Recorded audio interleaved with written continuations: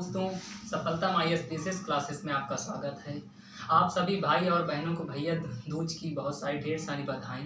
आप बहुत सारे दोस्तों का कमेंट था कि हम मेंस में और इंटरव्यू में और आफ्टरनून में कितने मार्क्स गेन करें जिसमें हम प्रॉपर IAS मिल जाए। इसी के बारे में आपको हम आज लेके आए हैं। आप कमेंट को देखते हुए हम ये सेशन को लेके आए हैं कि आपको दोस्त हमारे सर हैं, जो हमारे सर हैं डिटेल आपको पूरी डिटेल्स बताएंगे कि आपको मेंस में और ऑप्शनल में और इंटरव्यू में कितने मार्क्स लाना चाहिए कि फाइनल मार्क्स में आपको प्रॉपर IAS मिले।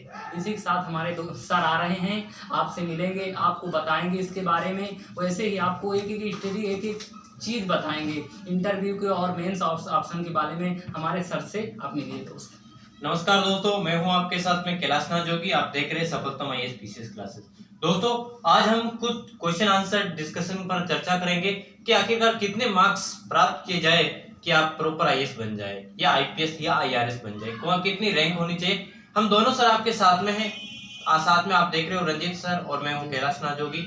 आप सर, अब मैं आपको बताना चाहता हूँ कि एक मोटिवेशनल शायरी के साथ हम आज शुरुआत करेंगे कि रण कहाँ तक टाला जाए, द्वंद कहाँ तक पाला जाए, तू भी है राणा का वंशज, फेंक जहाँ तक बाला जाए। मतलब अपनी क्षमताओं को, अपनी ऊंचाइयों को इतना बढ़ा दो कि जहां तक अपनी इच्छा, जहां तक अपनी नजर जाए, वहां तक अपने फैलाओ, अपने विचारों का इतना विस्तार हो, जहां तक सोच सको वहां तक अपने सोच को विस्तार करो। बिल्कुल सर का कहना मतलब है इतना मेहनत करो, देखो अपने आप अंदर झांक कर देखो कि हाँ हम वो चीज कर सकते हैं, जो सोच सकते हैं हम कर सकते हैं। हम सबके जैसे बन सकते हैं, हम वही हैं। हम कहीं से भी आते हैं, कितने भी पिछड़े क्षेत्र से आते हैं, कितने भी छोटी क्लास में हमें अच्छी एजुकेशन नहीं मिली, हम आज कहीं देखते हैं कि हम भी अच्छे स्कूल में पढ़े होते हैं, हम भी अच्छा करते हैं। सब दोस्तों, सब लोग अच्छा कर सकते हो। आप हमारे साथ जुड़े रहिए, हम बहुत तुम्हारा हर एक चीज़ में सपोर्ट करेंगे। NCERT स्टैंडर्ड बुक लेके आएंगे आपको, छोटी छोटी। सिर्फ आप कमेंट बताइए आपकी कोई क्या क्वेरी है, हम सब हमारे सर हर एक चीज़ वो करेंगे। आप इसी के साथ जी सर, अब आप आज का जो भी क्वेश्चन आंसर सेशन है उसको स्टार्ट कीजिए। हाँ, आज का क्वेश्चन है कि हमें मेंस में कितने मार्क्स हों और ऑप्शनल में कितने मार्क्स हों और इंटरव्यू में कि हमारे फाइनल मेरिट में नाम आए और प्रॉपर IAS हमें मिले। जी सर, हम पहले बात कर लेते हैं कि यूपीएससी की परीक्षा 3 चरणों में होती है दोस्तों। पहला चरण प्रीलिम्स, जिसे प्रारंभिक परीक्षा कहते हैं। इसमें 2 पेपर होते हैं सर, एक तो जीके जीएस का होता है और दूसरा पेपर सीसेट का होता है। सीसेट का मात्र क्वालिफाइंग पेपर होता है सर। अगर आप इसे क्वालिफाई नहीं करते तो आपका जीके जीएस का पेपर चेक नहीं होता। जीके जीएस के पेपर में मात्र 33% मार्क्स लाने होते हैं। मतलब कि आप 27 क्वेश्चन अगर सही करते हो तो आपके 80 में से 27 क्वेश्चन। ठीक है दोस्तों, इसी के साथ में हम वापस आगे चर्चा करते हैं कि जीएस में आपको जीके जीएस के जो प्रारंभिक परीक्षा का पेपर है सर, उसमें आप अगर 50 प्रश्न अगर सही कर जाते हो तो आप मेंस के लिए प्रॉपर रूप से तैयारी कर सकते हो। जी सर, ये अपना प्रीलिम्स का हो गया। अब इसके साथ में हम बताना चाहेंगे मेंस के बारे में। दूसरा स्टेज है अपना मेंस का। सर, मेंस में आप बता सकते हो कि मेंस में कितने पेपर होते हैं?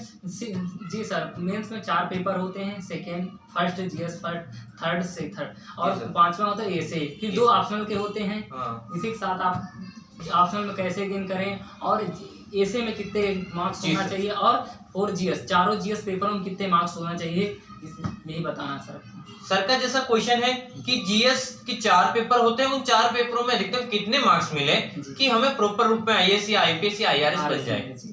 तो दोस्तों, इसमें मेरा एक ही है कि ओवरऑल आपको 410 से 450 इसके बीच में आपको औसत नंबर प्राप्त करने हैं चारों जीएस के पेपर में। अगर सर आपका एवरेज रहता है 100 मार्क्स का भी रहता है ना, आप 400 गेन करते हो तो भी आप अच्छे कैंडिडेट माने जाओगे। और आपका दूसरा प्रश्न रहता है ऐसे का। ऐसे में अगर सर आप 130 से लेकर 170, 160, 150 यहाँ तक आप अच्छा एवरेज कर रहे हो तो भी आप प्रॉपर IAS के लिए होते हो। अगर सर, अब तीसरा क्वेश्चन सर आपका था कि ऑप्शनल में कितने मार्क्स होने चाहिए। देखो दोस्तों, ऑप्शनल की ट्रेंडिंग को देखते हुए हम ये मान सकते हैं कि आपको 275 से लेकर 300 प्लस तक अगर आप मार्क्स अच्छे गेन करते हो, इसके बीच में भी करते हो, तो सर आप कहीं ना कहीं अपनी सफलता के बहुत नजदीक हो प्रॉपर IAS के लिए। बिल्कुल सर। इसी के साथ में अपने ये पेपर कंप्लीट हो जाते हैं, लेकिन 2 पेपरों की बात मैं विशेष तौर पर करना चाहूंगा। हिंदी कंपल्सरी और इंग्लिश कंपल्सरी। दोस्तों, इन पेपरों को आप केवल क्वालिफाइंग 33 मार्क्स लाने होते हैं। अब आपको बात करेंगे हम कि कहीं ना कहीं आपकी पर्सनालिटी टेस्ट, सर इंटरव्यू में अगर आप 150 से लगाकर 175 तक अगर अंक प्राप्त करते हो, और जैसे कि अपनी शुरू से जो श्रृंखला बनी आ रही है उस श्रृंखला में अगर एवरेज 150 से 175 अगर आप प्राप्त करते हो तो भी आप कहीं ना कहीं मतलब उस सफलता के उस दौर में उस किनारे पर आप पहुंच जाओगे जो आप पाना चाहते हो। और दोस्तों हम कुछ मतलब एग्जांपल के साथ में मैं आया हूं कि कहीं ना कहीं आपको टॉपर्स के बारे में पता चलता है। जैसे कि श्रुति शर्मा की बात करें तो इन्होंने 1105 मार्क्स गेन किए। दोस्तों श्रुति शर्मा का पहली बार में कोई सिलेक्शन नहीं होता अंतिम रूप से, लेकिन कहीं ना कहीं जब सेकंड में आए तो वो अपने पहला स्थान प्राप्त किया। इसीलिए लगातार सर संघर्ष की घड़ी तो है, क्योंकि एग्जाम इतना बड़ा है कि एग्जाम की प्रोसेस पूरा करने में हमें 1 साल लग जाता है, 1 से 1.5 साल लगता है, 1.5 साल लग जाता है। तो इसी के साथ में इस एग्जाम की तैयारी सर कम से कम 3 साल तो होनी चाहिए। अब हम बात करते हैं रवि सिंह, हिंदी मीडियम के टॉपर्स रहे हैं जिन्होंने 122 मार्क्स गेन किए, और हिंदी का जो निबंध का पेपर है उसमें सर इन्होंने बहुत अच्छे मार्क्स गेन किए जी, 143 मार्क्स गेन किए, 143 मार्क्स बता रहे हैं आप सर, ठीक है। और सुनील कुमार धनवंता जिनकी रैंक 22 मतलब 22वीं रैंक है, और ये भी लगातार 4 बार सेलेक्ट हुए हैं। पहली बार में IRS बने, 2 बार IPS और चौथी बार आप प्रॉपर IAS बन गए। सुनील कुमार धनवंता भी बहुत ही अच्छे कैंडिडेट थे। दोस्तों आप ध्यान रखें कि ऑप्शनल पेपर आपकी रीढ़ की हड्डी है, नींव की ईंट मान सकते हैं। जी सर, इसमें आपको बहुत ही अच्छी पकड़ होनी चाहिए। और ऐसे में भी बहुत अच्छे आपको मार्क्स गेन करने, ऐसे में भी बहुत अच्छी आपको प्रैक्टिस। देखो ऐसे तो कोई पढ़ने की चीज नहीं है कि हम कहीं कोई बुक ले लें पढ़ लें, सुबह प्रैक्टिस से आएगा। ऐसे में आपको बहुत सारी प्रैक्टिस करनी होगी दोस्तों, तभी ऐसे में अच्छे मार्क्स गेन कर सकते हो। जैसे रवि सिंह को देख लो, वो हिंदी साहित्य के स्टूडेंट रहे हुए, हाँ उन्होंने बहुत अच्छे कोटेशन, बहुत अच्छे ये क्या कहते हैं केस स्टडी उन्होंने उसमें कोट किया, इसीलिए उन्होंने बहुत अच्छा। देखो श्रुति शर्मा भी उतना नहीं कर पाई जो फर्स्ट रैंकर है, उन्होंने ऑप्शनल में उनका बहुत कहते हैं ना, सर ने बताया कि ऑप्शनल हमारे रीढ़ की हड्डी है, नींव की। आपको अगर बहुत अच्छी रैंक लानी है तो आपको ऑप्शनल बहुत अच्छी पकड़ होनी चाहिए। देखो श्रुति शर्मा देखो ऐसे में तो अच्छा नहीं कर पाई, देखो 305 मार्क्स उसने ऐसे में गेन किया, 300 ऑप्शनल में किया सर, ऑप्शनल में किया सर। तो सर अब मेरा नेक्स्ट क्वेश्चन आपसे रहेगा कि अब हम सर से क्वेश्चन करते हैं कि कुछ बच्चों का क्वेश्चन आ रहा है कि IAS बनने के लिए सर अगर मैं जनरल से हूं तो मुझे कितने रैंक में लाना? अगर जनरल से आ रहे हैं तो हमें 1000 प्लस मार्क्स होनी चाहिए हमारी। देखो पूरी सर रैंक से बात करो, रैंक बताओ सर आप। रैंक देखो अगर हमारे सीट के हिसाब से होता है। देखो अब आपकी देखो हमारी कितनी सीट है, 1011 सीटें हैं।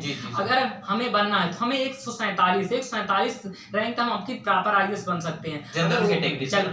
अगर OBC से आते हैं तो हमें 250 प्लस होनी चाहिए। अगर हमें SC या ST से आते हैं उसमें 510 तक आप प्रॉपर IAS बन रहे हो। जी सर। सर मैं आपको एक और कहना चाहता हूँ कि आप ज्योग्राफी में अभी हमने सुना है कुछ बहुत ही बढ़िया करने वाले हो, कुछ अच्छा मैटर इनको प्रोवाइड करना चाहते हैं। दोस्त हम कल से लेके आएंगे वो जो हम आपको क्या पृथ्वी की आंतरिक संरचना पढ़ा रहे थे उसमें प्रत्यक्ष स्रोत हो गए थे। कल हम आपको प्रत्यक्ष स्रोत लेके आएंगे। जब जैसे टॉपिक खत्म होगा वैसे हम आपको आंसर राइटिंग करवाएंगे, और हमें प्रारंभिक परीक्षा में कैसे क्वेश्चन आते हैं आपको क्वेश्चन की प्रैक्टिस भी करवाएंगे। और उस लेवल के हम जैसे हमारी UPSC पूछ रही है कॉन्सेप्ट बेस, वैसे ही हम आपको क्वेश्चन मेंस में करवाएंगे। हमने सुना है कि आपके चैनल पर सर मेंस सीरीज श्रृंखला स्टार्ट कर दी। मेंस हमारे सर हैं जो हमारे कैलाश नाथ सर हैं, उन्होंने मेंस सीरीज आंसर राइटिंग बहुत कॉन्सेप्ट बहुत ही, तुम्हें परिचय कैसे देना है, मुख्य भाग और निष्कर्ष कैसे लिखना है, कितने वर्ड में लिखना है, हमारे सर बहुत कॉन्सेप्ट में बताते हैं। आप उसमें देखिए तुम्हें बहुत अच्छा, तुम सिर्फ NCERT अगर एक बार रीड किए हो, तुम्हें फिर दोबारा कोई स्टैंडर्ड बुक नहीं पढ़े फिर भी तुम उसमें अच्छा कर जाओगे। जी सर, कहीं ना कहीं आप देख रहे हो कि आपने भी टारगेट लिया है कि 130 प्लस मार्क्स अगर GS पेपर 1 में लिया जाए। तो क्या सर मैं आपसे ये जानना चाहता हूँ कि मेंस सीरीज में अगर आप जैसे क्वेश्चन सोल्व करवा रहे हो तो मुझे लग रहा है कि कहीं ना कहीं पूरा कंसेप्ट क्लियर हो रहा है। हाँ, देखो हम एक कॉन्सेप्ट बेस बात कर रहे हैं। जैसे हमारी UPSC देखो ये नहीं पूछ रही कि डायरेक्ट पूछ ले कि पृथ्वी की आंतरिक संरचना बताओ, उसके देखो वैज्ञानिक क्या स्रोत रहे हैं, उन्होंने कैसे उन्होंने उनकी अवधारणा दी है वैसे पूछ रहे हैं। कॉन्सेप्ट बेस क्वेश्चन पूछ रहे हैं। जैसे क्वेश्चन की बात करते हैं, कहते पृथ्वी की आंतरिक संरचना से आप क्या समझते हो, तो एक बहुत जनरली क्वेश्चन हो गया है। इसके कहते हैं मानव निहितार्थ, कि आप ये व्याख्या जी, कीजिए। जी, जी। क्योंकि देखो मानव जैसे विकसित होता जा रहा है, जी, जी। आए वो क्यों वो जानेगा कि हमारे पृथ्वी के ऊपर जैसे क्या है महासागरी और महाद्वीपी हैं, जी, जी, वो जी। प्लेटें कैसे कैसे गति करती हैं, कैसे वहाँ वलित पर्वत को निर्माण हो रहा है, जी, जी। कैसे भूकंप आ रहे हैं, जी, कैसे जी। भूकंप क्या कारण है, जी, कैसे जी। ज्वालामुखी उत्पन्न हो रहे हैं, जी, सर। आए कैसे हमारे जो ये क्या कहते हैं हमारे जो ज्वालामुखी उत्पन्न हो रहे हैं, इससे कहाँ कहाँ हमारे मानव क्षति हो रही जी, जी, है। सर। इसीलिए मानव को हर एक चीज के जमाने में और कैसे हमारी आंतरिक हलचलें उत्पन्न हो रही, जी, इसके सर। बारे में मानव को जानना बहुत जरूरी है। ये सब चीज मानव को सर इसी प्रभावित के साथ करती में है। मेरा अभी क्वेश्चन रहेगा जी कि आप बहुत बच्चों का कमेंट था कि सर जब लास्ट में मोटिवेशन कोट बोला करते हैं, जी जी एक बहुत ही अच्छा फेमस हो रहा है, जी। सर एक मोटिवेशन कोट अब विदा लेने वाले हैं जी, हम जी। दोनों, तो मोटिवेशन कोट के साथ में हम जी खत्म करते हैं क्लास को। कहते हैं ना दोस्त, तुम बैठे रहो मेहनत के सहारे, तुम बैठे रहो दोस्त मेहनत के सहारे, यहाँ तो दिन रात संघर्ष चालू है, यहाँ तो दिन रात संघर्ष चालू है, कैसे हार मान लो मेरे दोस्त, कैसे हार मान लो दोस्त, ये तो मेरी माँ तो मेरे जीत का इंतजार कर रही दोस्त। देखो माता पिता कभी नहीं सोचते कि हमें कुछ मेरे बेटा दे के तुम्हारे बहुत सारे करते हैं, माँ पिता यही जानते कि हमारा बेटा अपने पैरों में खड़ा हो जाए, बेटा मैं सक्सेस हो। माँ पिता देखो तुमसे कभी चाहे कैसे पैसा दें, कहीं से भी ला के दें, तुम कभी तुमसे ये ना कहें कि नहीं, तुम एक बार बोलोगे तुमको तुरंत देंगे। इसीलिए आप इसी के साथ हम विराम लेते हैं। धन्यवाद दोस्तों।